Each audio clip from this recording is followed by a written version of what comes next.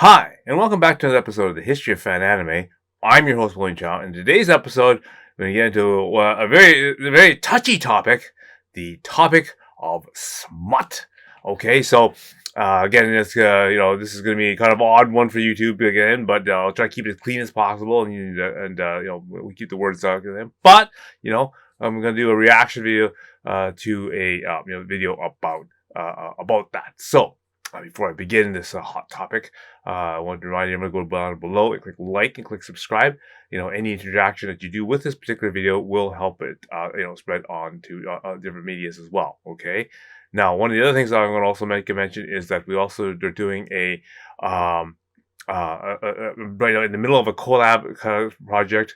We're building a documentary designed for anime conventions and that kind of stuff. Kind of a documentary short, okay, about Arctic animation and that kind of stuff. And again, like your support, at least some followers. I'm gonna make a follow-up video, specifically for this. But again, I'll put the link below. If you could at least go and be a follower, because right now they're in the middle of a crowdfunding rally campaign against other independent filmmakers and that kind of stuff. And they need at least so I think their goal is 350 followers. So at least if you can't contribute anything, then at least maybe just hit the heart button and at least get that number up so that they can at least make the goals to achieve more crowdfunding for that particular thing. So I think it would be kind of a cool thing to get that documentary all made and completed. All right. So again, link is below. All right.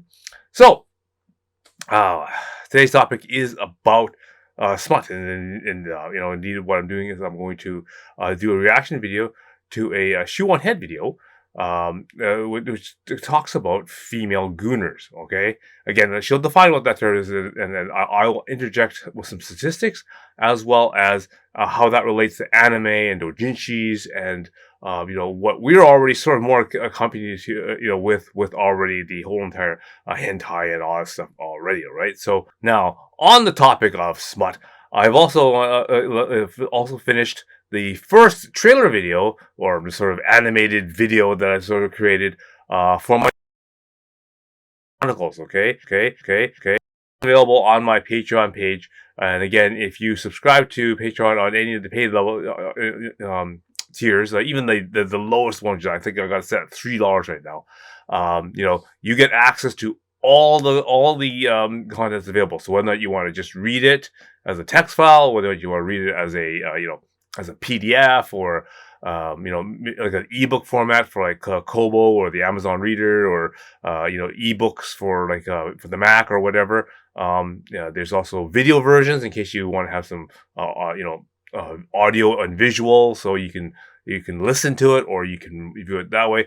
All that stuff is available with a single tier. Okay, so you can get all. I've got 4 books on there right now. You can get access to all 4 of them for that tier for that tier price. So again, I've posting this sort of free trailer version out there. There's obviously I'm going to put on the Patreon the more accurate accurate version, the not for YouTube version. Okay, I'll put that on the Patreon, of course, and again available to all the Patreon members on the paid plan. All right, so again, that's my sort of extra gift to you people for that. All right, so so again, I'll put the link down below for you to see that promo video for that, and of course, just because it is related to this, because I made this novel set, probably aimed at this particular market, because that's what the percentages on Amazon, that's what they were pointing to. So this is sort of what I wrote it for. So definitely, if you want to, you can check that out too. Now, the video is relatively long, so I had to cut her video into smaller pieces, to try to keep it. Even then, I think I'm still pushing over 20 minutes. So, be patient. There's lots of stuff inside, as it were, right? So I'll can do the other stuff in relation to the video about conventions and stuff in the next video. Okay, so I'll just concentrate on the books and media, as it were, in this particular one. All right.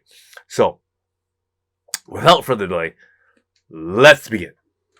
What am I reading, you ask? Well, just one of the best-selling books on Amazon right now. With millions of sales and almost 20,000 5-star reviews, this book has been absolutely blowing up, especially on TikTok, or BookTok as the kids call it. Thousands and thousands of women in particular have been raving about this piece of literature. What piece of literature is it, you may ask?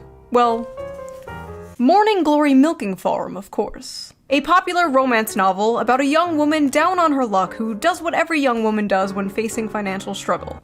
She starts an OnlyFans. No, I'm just kidding. She wouldn't degrade herself like that.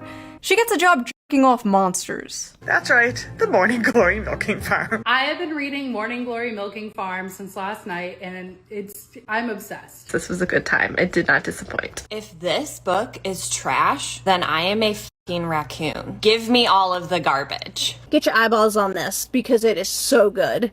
So I'm gonna go over different parts about this and sort of related to anime, as well as bringing on statistics and whatnot. Again, we're using this article that I've got here from a Daniel Paris. Okay, just with some numbers to give you context, and then basically relate it back to how this applies to anime and doujinshi and things like that as well. I regret to inform you that there is a new epidemic. An epidemic that many have yet to discuss. And that epidemic is female Gooners. I'm reading what I read. Drinking smut, very smut, dudes with that way. Now, for those of you unaware, Gooner is internet slang for someone addicted to, and smut is slang for dark romance novels, otherwise known as. Many correct about the dangers of addiction with men, how it can destroy their lives and their relationships, and most men know the material they consume is weird. That is why they are ashamed of it. That is why they delete their browser history. That is why they go incognito mode. But these bitches freaks out here. They display their smut openly in bookstores. They proudly pose in front of their smut collections. They discuss their smut openly on TikTok. They go to smut conventions and get choked out by 9-foot-tall shirtless wendigos. Now, I know what you are thinking. Shoo, isn't this the pot calling the kettle degenerate? Yes. Yes, it is. But have you considered it takes one to truly know one? You see, women are strange, fascinating creatures. For centuries, men have tried to figure us out. Our mood is affected by the tides and the moon. We bleed for 5 days and don't die. By painting my face, I can instantly shapeshift from a 4 to a 6. We are truly mysterious, magical creatures. But one of the most mysterious aspects of women to men is our sexuality. You see, us women are not like those disgusting moids. No, we are sophisticated. We are evolved. We don't watch videos of strangers slapping their sweaty bodies together. No, we read about strangers slapping their sweaty bodies together. It's different, okay? You don't understand. It's okay when we do it. So, a little quick note here. So, here is a graph showing the number of printed romance books that has been sold by the year. And, sure, it really, hovered around like, 20 million copies. So if you consider all those, Harlequin romance stories and, Hallmark stories and all that kind of stuff, now we added this, entire extra genre of, the spicy smut. And, and of course, these obviously don't also include things like, Japanese doujinshis and that kind of stuff and whatnot. But, you can see that the numbers are growing. And, since, the 2020s, it's literally doubled.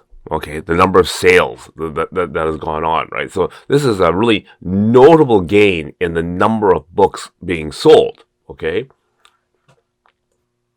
And this graph here shows that of this romance sort of genre, 84% of the readers are women as opposed to 16% men.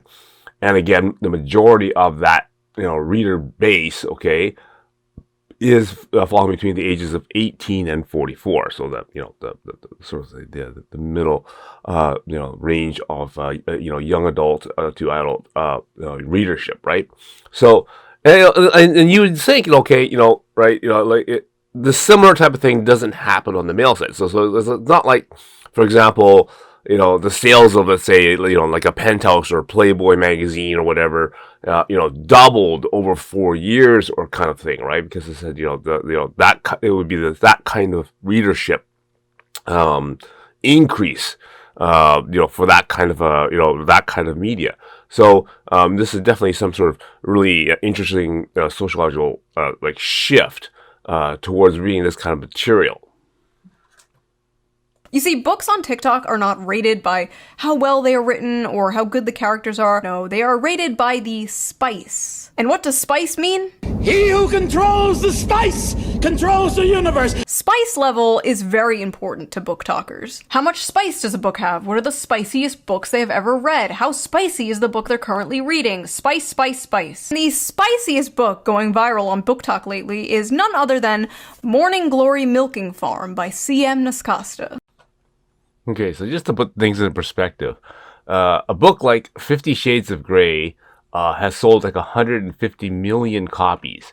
And if you look at let's look at something like Amazon reviews here.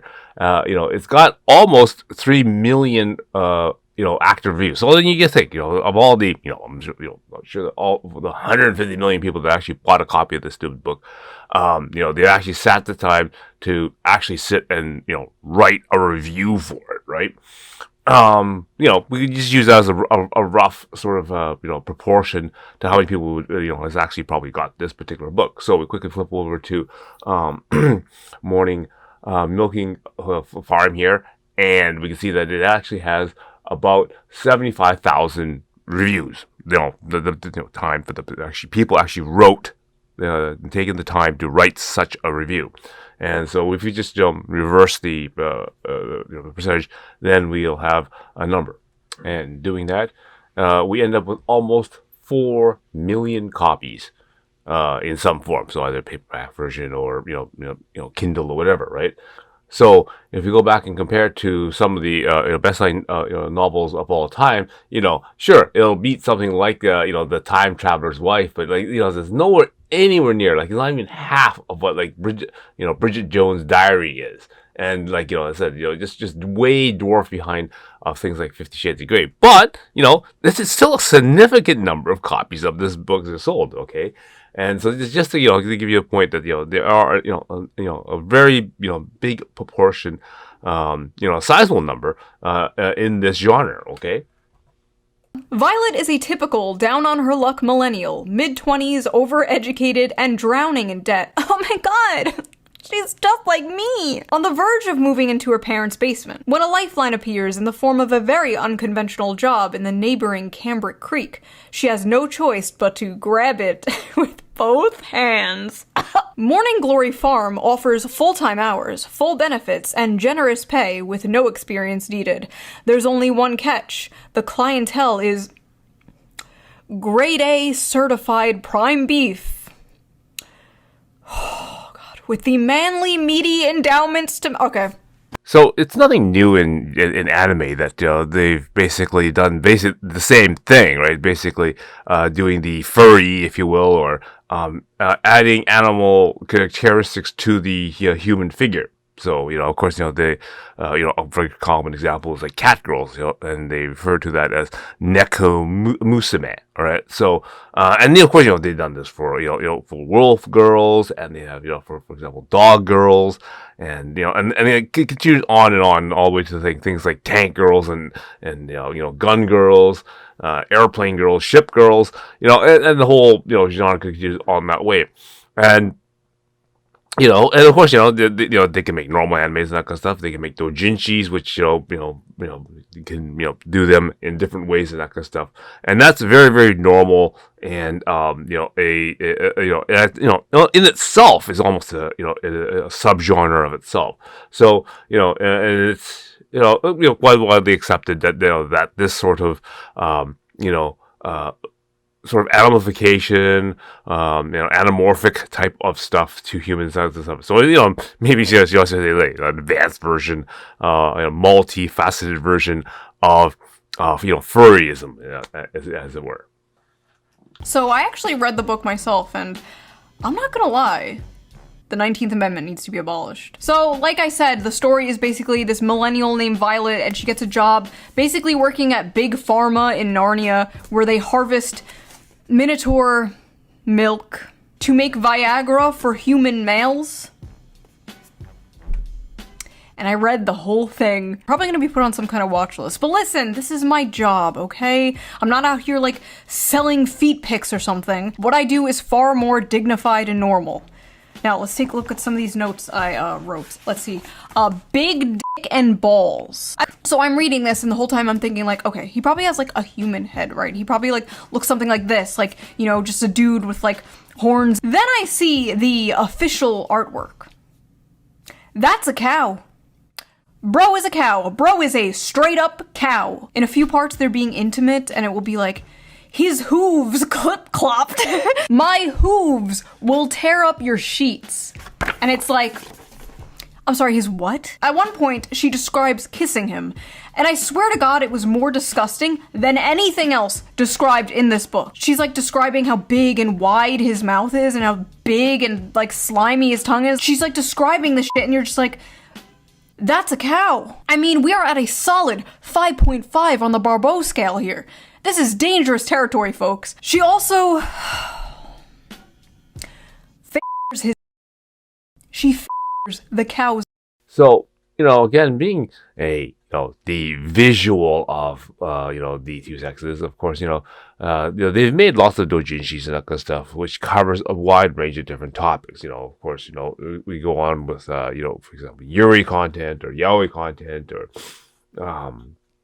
whether or not it's, for example, futa or, anamorphic kind of stuff, or just, the, taboo, harems and all that kind of stuff. All these things are all portrayed in different sorts of, anime doujinshis and that kind of stuff. And they also tie them into the, to all the anime franchises. So, like I said, if you want to get more into it, I did do an episode which I went through, one of the boxes of hentai that I have. And went through some of the examples of some of the ones I've got in the box, and sort of just go over some of the topics and that kind of stuff. So again, if you want to go back and have a look at that, do check that episode out.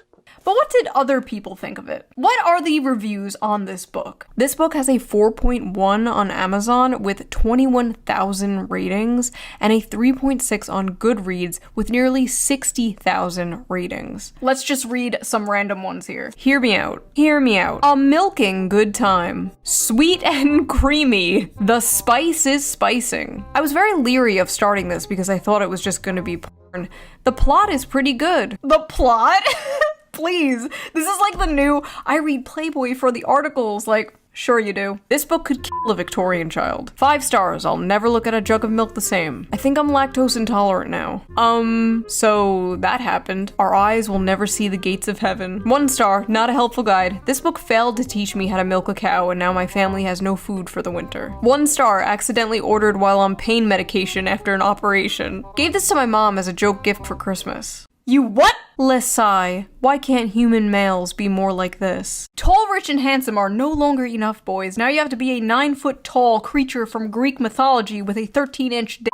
I never want to hear from another person about how they read 100 books in a year if this is the kind of slop they are consuming. Well, Ronald, man detected, this isn't for you. This is for women. So take your ass back to Barely Legal Babysitter 5 or whatever the f*** you watch that is so morally superior than this. Some of you are lying. So after buying this book, Amazon has given me a few interesting recommendations. Would you like to see them? I accidentally summoned a demon boyfriend. That time I got drunk and saved a demon. Gentling the beast. Cupcakes for my orc enemy. Mane of my existence. The gargoyle and the spinster. The widow and the orcs. Hoarded by the dragon. There's something about dragons. Getting it on with gargoyles. Gotten by the gator. Mated to the mountain bear. Oh, so this is why they chose the bear. The billionaire orc.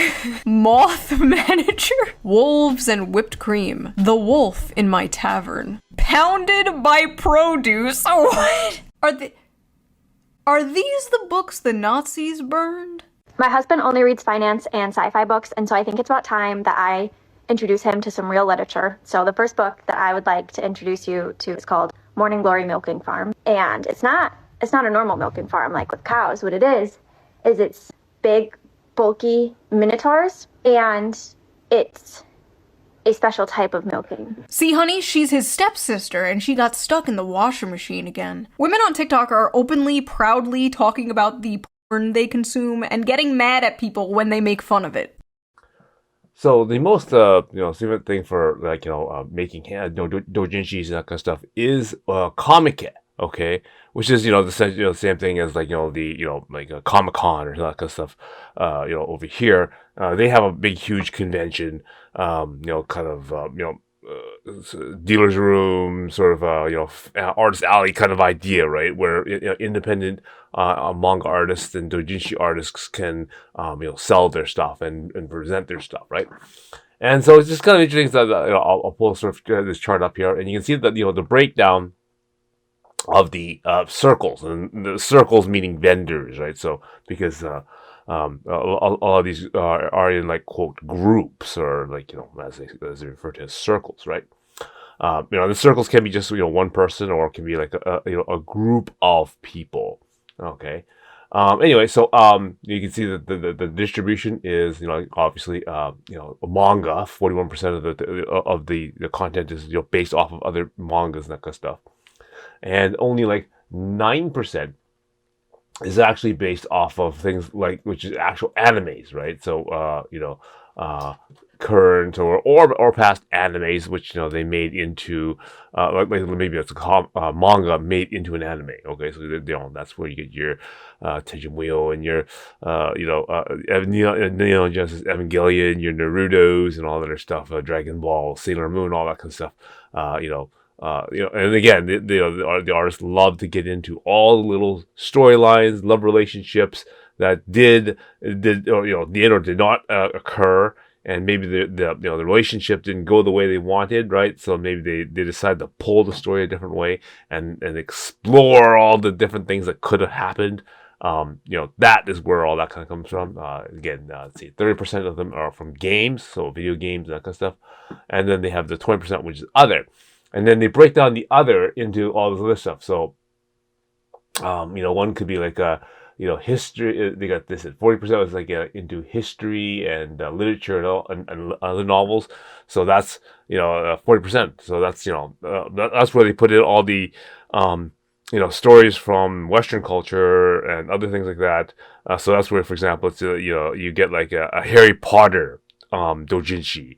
So you kind of wonder, well, there's one girl and a whole bunch of other guys. What happens if they do some weird magic spell on her, and then they do things with her, okay, for example, or whatever, or hypnotize her, do whatever, and so the doujinshi could then explore all that kind of stuff, and then you can just see all the distribution, in regards to that, and it's just so the doujinshis are pretty open and can explore many different diverse themes and stories, and do a whole bunch of actions which could be very graphic or not graphic or whatever, and go into very many possibilities, multiverse or timelines and all this other stuff that could possibly happen. So a lot of imagination and a lot of good and also pretty strange ideas. Okay, I won't lie there, that's for sure.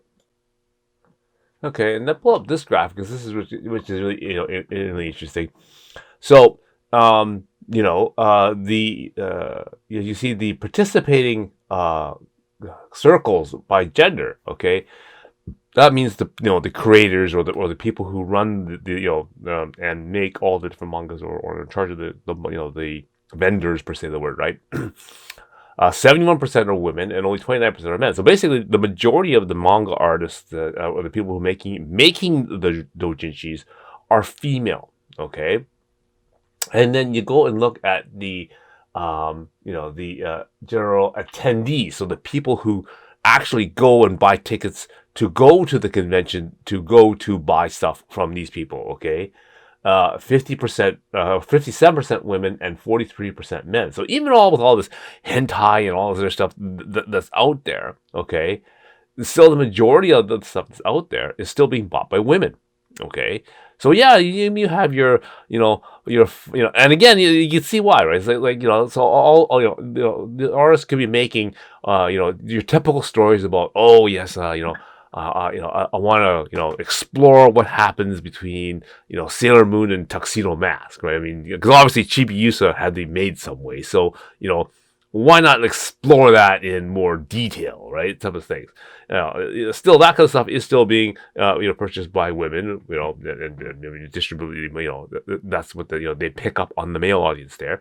But of course, you can always do things like, well, I'd like to see more about, Tifa and Cloud, and maybe, threesome with Sephiroth in there, and just kind of doing things like this, and exploring how that all happens, right? And of course, again, obviously, you're not going to have the same distribution, always purchasing that kind of stuff, especially if you go like to maybe like Yuri content. Because again, one of my favorite is things like the Yuri and Friends and that kind of stuff, right? Where they did basically do everything against the character Yuri, right? Whether that's Mai and Yuri or King and Yuri, or Mai King and Yuri at the same time doing a threesome, with Futa and all that stuff. That can all be explored in that way too. So it's not just the women making things for women, or women making content for men or whatever. It's just that they're following their favorite art style, their favorite characters or video games that they're doing and whatnot, and they're just going all out on a story premise that never got fulfilled. For example, a lot of content was made with the Sailor Uranus and Sailor Neptune concept, right? Because they introduced it in the story, but they never, filled that out. So whether or not is some sort of girl and girl thing, or a girl with, Uranus is being the extra organ, or all that kind of stuff, was always done up in doujinshi. So again, who usually makes the thing is probably the same in distribution as the people who would probably also buy the same stuff. Okay, again, depending on the story and depending on who makes it, and obviously where the story ends up going. So it's just saying that the topics and who the creators and that kind of stuff are way more diverse than things of doujinshi and that kind of stuff in Japan. What do you think adult women were into? Not having sex and drinking wine? Grow up. Imagine a group of men sitting around drinking wine, discussing the porn they watch. That is what you guys are essentially doing. It's just funny, okay? Like, it's funny. Are we really going to pretend that a story about a young woman getting a job milking mythical creatures to pay off her student debt is not funny? It's funny. If that makes me a sexist or misogynist, you got me. It's silly. I'm sorry, but you are no different than Joe Schmo jorking it to fat booty Latinas in Space 12. You're sitting there all high and mighty, one hand on the book, acting like you're so superior because you can perfectly envision a horse cock spinning 360 degrees in your mind. I'm not impressed. The scenes these men are reading, to many people, myself included, are insanely sexy. But purely in terms of the acts being described, they aren't all that lurid. And as many of the comments on these videos point out, there's much wilder stuff out there. For example, these men have clearly not yet discovered knotting, a popular term in romantasy right now that involves werewolves whose penises get so swollen after sex they have to stay inside their partners until the swelling subsides. Oh, honey, that's not a popular trend in romantasy. That's just a thing real dogs do. Oh, you just don't get it. You don't know what knotting is. What are these women reading, bro? Now women out here fantasizing about getting their asses clapped by demons and werewolves and goblins and ghouls. I remember when 50 Shades of Grey came out and people were like, oh my god, this is so crazy. Women are crazy. 50 Shades of Grey looks like missionary sex through a bedsheet for the sole purpose of procreation compared to the shit the average woman on TikTok is reading. At least Christian Grey was a human man and not a f***ing dog! You fantasize about dating the quiet, shy, nerdy girl. She's innocent, she's pure, she's not like those other girls, like going out clubbing and hooking up with random men. No, she's at home, curled up by the fire in a blanket reading a book, except that book is about f***ing a half man, half bull. Let me let you in on a little secret. The quiet nerdy girl is way more of a freak than the average hoe. Are you kidding me? It's not even close. The average hoe might have a body count of like 15 or so, but the quiet nerdy girl is fantasizing about getting back shots from Cthulhu. That is at least 100 bodies. Now listen, there's nothing inherently wrong with fantasizing, okay? There's nothing wrong with roleplay. You know, fiction is fiction, right? You know, you're not actually going to bang your stepsister, right? These women are not actually going to bang a cow. Or at least I hope not. We all know there is a difference between fantasy and reality. Now, this topic is obviously, going to take a lot more to explain and talk about, and her video is still, a lot longer. So again, if you want to get the full version, I'll leave the link below, and you can watch the whole full version that she did for that. Anyway, I do have more of another the coverage that she does in my next video, which I cover convention security and all that kind of stuff. And that's part of the reason why I got into this particular episode.